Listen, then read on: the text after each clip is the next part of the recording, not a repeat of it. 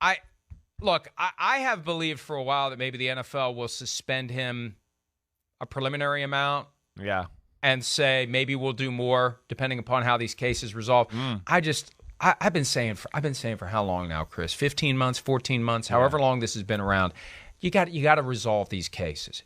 You have to find a way to make each of these 22 individuals happy with whatever the terms are that you would offer.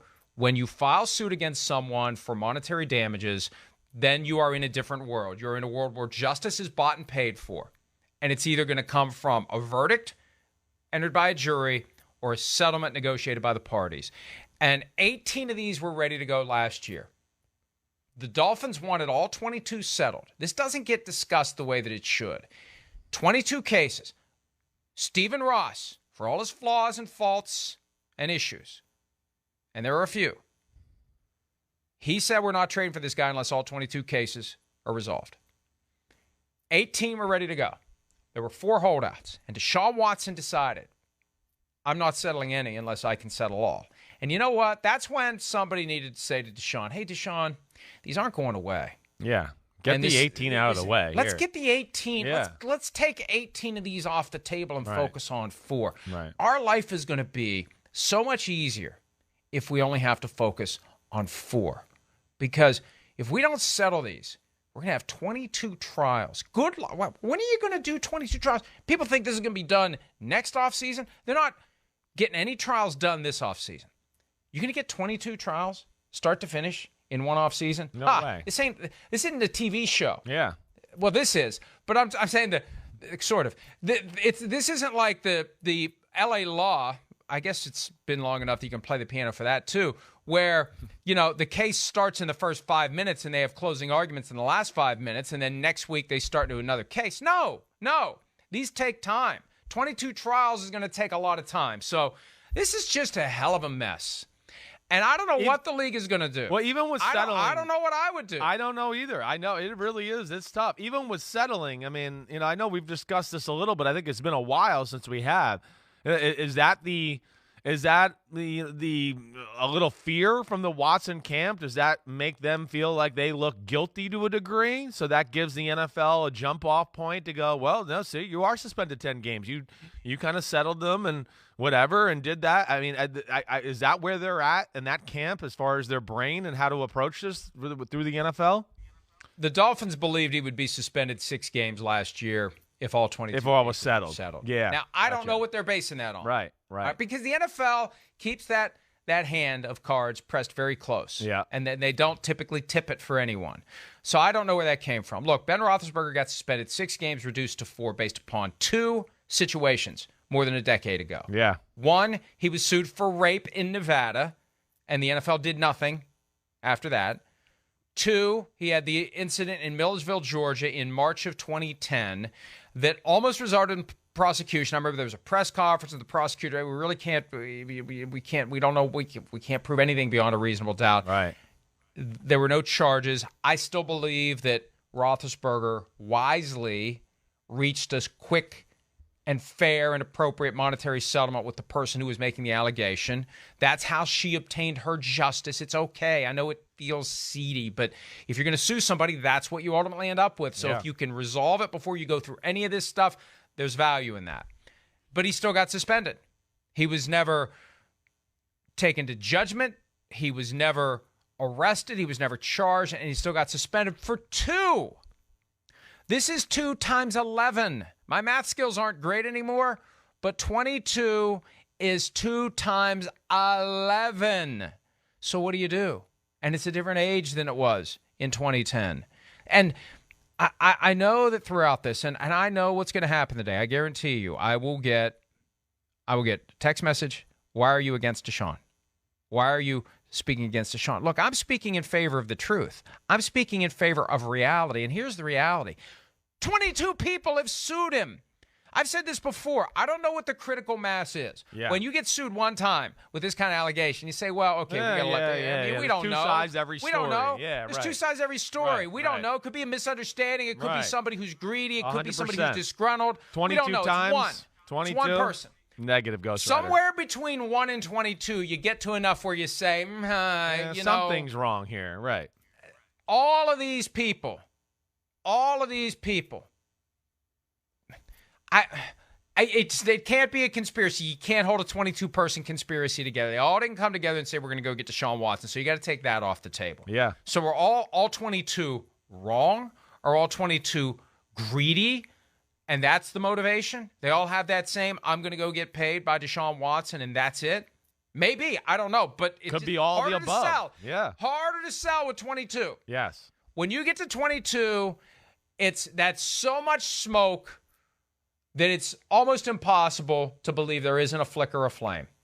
And I feel like Watson has been caught in an echo chamber of his innocence, from his agent to his lawyer to him. And they're in a silo.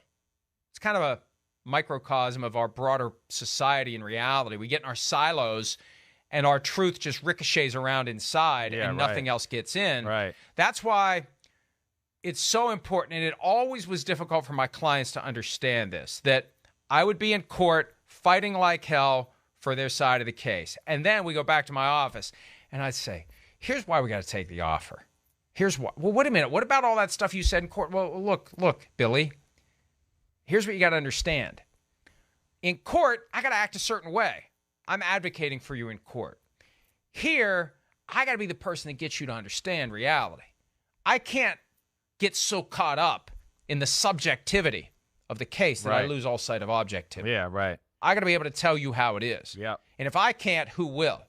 And I just can't help but wonder, and I know I'm going to get multiple hostile text messages today, I can't help but wonder whether or not David Mulugheta and Rusty Hardin are being straight with this guy, or whether or not they've been so caught up in his insistence on his innocence that they're doing him a disservice by not speaking hard truths to him. Yeah, because good question. He should have settled the 18. He should have settled all of them last year. When 18 of them were on a tee last October, you settle it and you move on.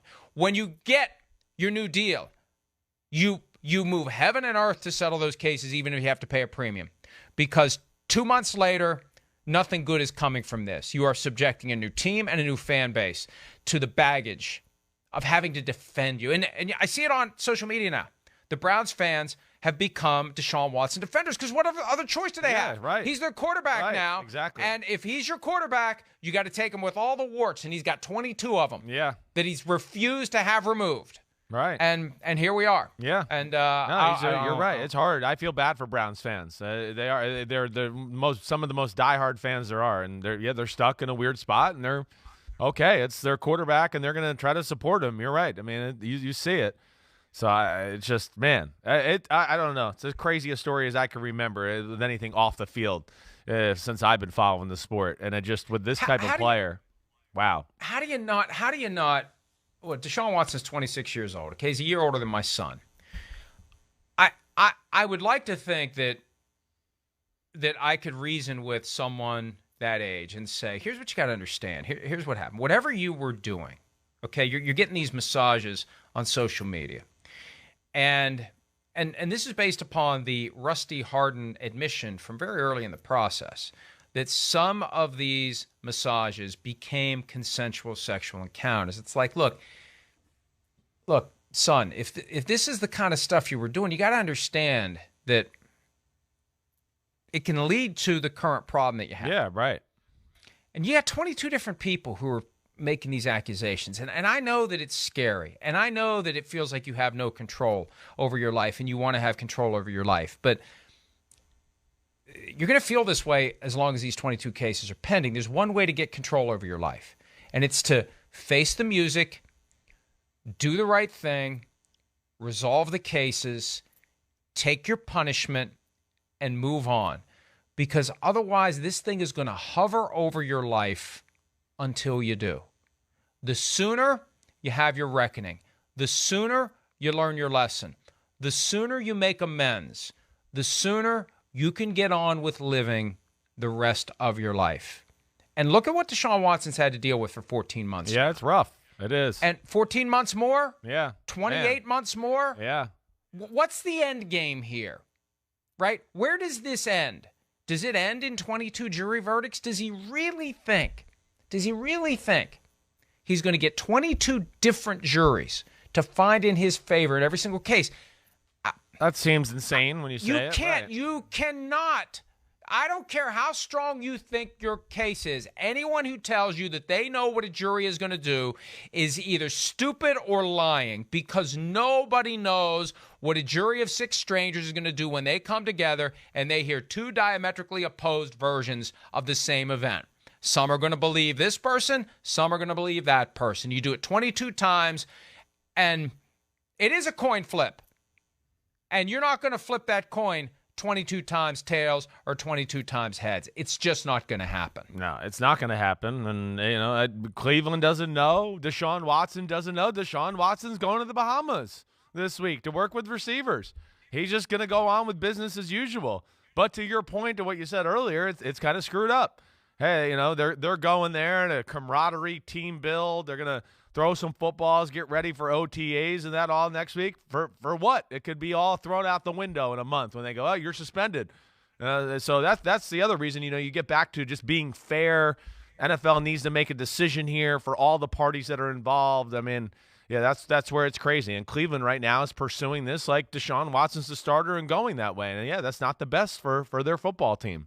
What was your reaction when you saw the report yesterday that he's taking the offense to the Bahamas, except for Baker Mayfield, of course? Well, yeah. I liked it. I'm always in favor of the quarterback, the team being together, getting to know each other. You get up early in the morning, you do some workouts, you throw some footballs, you have some laughs, you hang out by the pool, do that, whatever. Good lunch, good dinner. That is how you build culture to a degree that we talk about. That's where we see the good teams. They have relationships because they hang out and, hey, things are getting tough. All right, well, we know each other. We're all right. Let's get together. We're friends here. We've talked. Let's suck it up, and here we go.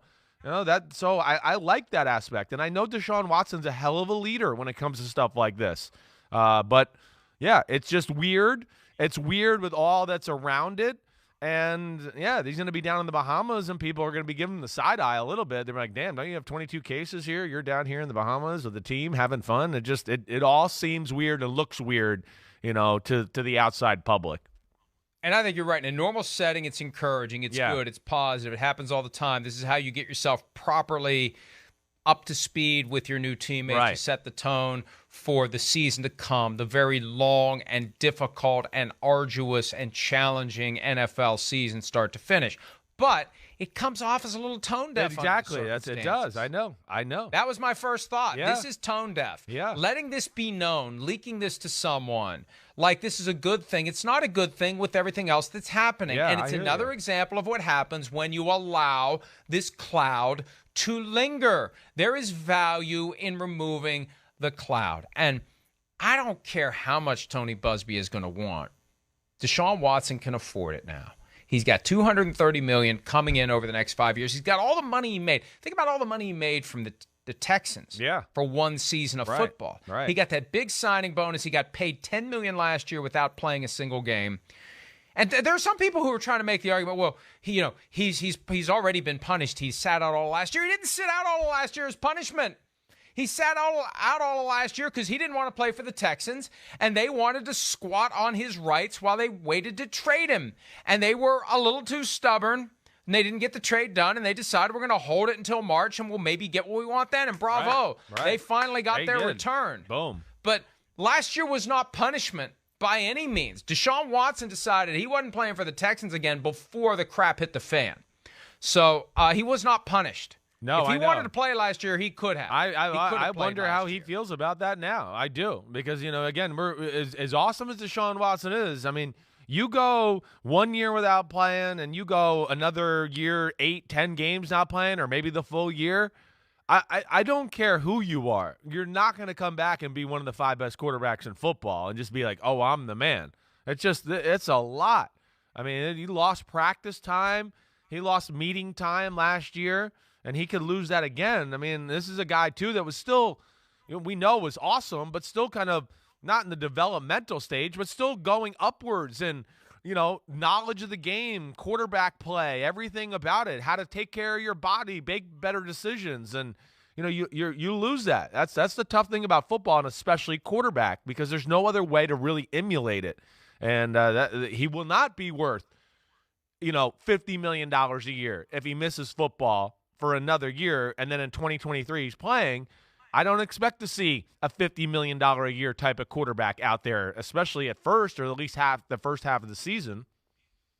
I guarantee you that there are owners that are hoping that this whole thing blows up on the Browns to make it easier for them to say, look at what happened when the Browns did a 5-year fully guaranteed contract. We're not doing it, period. And I think about how hard it's going to be for Deshaun Watson to perform at a high level when he does play with all these other issues. How do you set all that aside? How do you not press extra? I got to go out and prove myself at once. You one of your criticisms of Deshaun Watson, and it's a fair one, far too often he would act like a normal play was the last play of the Super Bowl. Right. Well, if he was already inclined to do that before, he's going to be doing that all the time now. Yeah. He's going to be wanting to score 100 points on every play just to reestablish himself. And if I can't put this behind me in other ways, I can put it behind me with stellar play on the field. I feel bad for him. And maybe he's getting good advice and he's ignoring it. There's two explanations. He's either gotten good advice and he's ignored it, or he's not getting good advice. Yeah. And I fear that an echo chamber has been created around him, and it's unfortunate because this isn't good for him. It's not good for the Browns. It's not good for their fans. It's not good for the NFL. Has the feel of a mid-July, late July decision by the NFL, dump it on the sports media. It has the feel of that's coming. Like they're going to make the decision a week or two before training camp. No. This is going to be something that gets tucked in to that 4th of July that break, weekend, just like the Washington. Yeah. They're going to find the perfect time, and that because they still have to do the hearing, and the commissioner will still have to handle the appeal. So I think that one of these slow times coming up, and I don't know, maybe they're setting it up for Memorial Day, Friday next week, bad news dump. That would seem to be moving pretty quickly when you consider how they've dragged their feet so far. But maybe they meet with him this week and they basically suggest the punishment next week, and then the disciplinary officer takes over from there. Maybe it's a Memorial Day weekend bad news. Is it a bad? If it's harsh, maybe they're going to do it in the middle of a week and go just set an example and try to show too. I've gone through both examples in my head a little bit, Mike. I feel like no matter what they do, they're going to get hammered. For yeah, this. There's going to be one faction that is loud, no matter what it is. I don't know that there is a sweet spot. I really don't know. That's fair. Unless they find a way. Here's the way to do it. And it still may not work completely. The way to do it is to get him to agree to it without a full-blown in-house appeal litigation. Right, yeah. Without a hearing. Yeah. Without an appeal. Hey, Deshaun, we're recommending to you that you accept a 10-game suspension. And this is going to be a lot easier for everybody if you just take it. If you just agree to it. This is part of your process of making amends. You've done nothing to make amends. You accept this suspension, and maybe that's the best outcome. Maybe that's the sweet spot if they can do it. I want to say one more thing. They're telling us to take a break, but this gives you an idea of how some of the NFL view controversies like this. I noticed this yesterday in Peter King's Football Morning in America column. I made a note to circle back to it. I forgot because yesterday ended up being busier than I thought it would be, but I'm writing something about it today. And it makes me wonder whether or not there really are some folks in the league, and I know of one at least, his name's Jerry Jones, that loves this kind of stuff, even if it's quote-unquote bad for the league. Consider this quote. He says to Peter King, let me tell you a story. A few years after I bought the team, I'm out in Los Angeles having lunch with David Hill and Ed Goren of Fox. There were a lot of negative headlines about the Cowboys. Michael Irvin was in the headlines. People are saying, the owner's an outlaw. And so that day I told them, I'm tightening the lid on this franchise. We're going to get control of this team. And David Hill jumped up and said, no, don't touch my boys. They are television gold. Don't even think about it. And this is Jones talking. The foibles, the soap operas, the issues, they create interest. Add in the Super Bowl, the Combine, free agency, the draft, training camp. We've always got something going. People follow us year-round. The owner every now and then gets in the paper, and yes, you do, Jerry. It just adds to the interest. People love that. Think about that quote. Think about that. You know, you could say that some in 345 Park Avenue have probably spent the last 45 minutes thinking, why in the hell is this what these guys are talking about on a Tuesday morning? We got off-season programs, we got others. Surely, I have a feeling that the in-house program at NFL Network didn't spend the first 45 minutes talking about Deshaun Watson. Surely these guys can talk about something else. But I can't help but wonder whether or not there are some people out there like Jerry Jones who think any attention continues to be good attention, even if it's being focused on something like this. It's a weird dynamic that is part of this obsession that the NFL has to own the calendar. Even if we're owning the calendar for bad reasons, we still own the calendar, right. Chris. Yeah, no, I don't doubt that there's some in, the league circles. And yes, it's, and any news is good news. I understand that. But this is one where I don't know if it's that great. I agree. I agree with you. Yeah. But Jerry Jones, that Jerry Jones quote, what the hell? It's all part of the reality show. Right. The good, the bad, and everything. It's all part of the reality show. And we love it. We love it. And no matter how bad the allegations are, we let's go, because it makes people pay attention to us. Yeah. But this is one where a lot of people shake their head when the conversation comes up. I know that. No matter where I am, I know. Man, they're not. So people aren't looking at that situation going, "Oh, that's a good thing for the NFL." They're all going, "It seems a little weird how everything's gone down here." I need to be very careful how I phrase this. I'm not predicting anything. I'm just saying. He gets a year, I'm not going to be surprised. Mm-hmm. I'm not going to be surprised if he doesn't play in 2022. And if there's a candid conversation to be had between the commissioner and Rusty Hardin or anybody else at the league office and anyone from Deshaun Watson's camp, at some point I think somebody's going to say, hey, folks, you had chances to make this go away. You're adults. You don't need us to tell you. You should have figured it out. You should have resolved this. You put us in a position where we had to act, and you're not going to like our action. And you should have not put us in a position where we had to act. Hi, I'm Mike Tirico, and thanks for watching. Make sure to hit subscribe for the latest news and highlights from NBC Sports.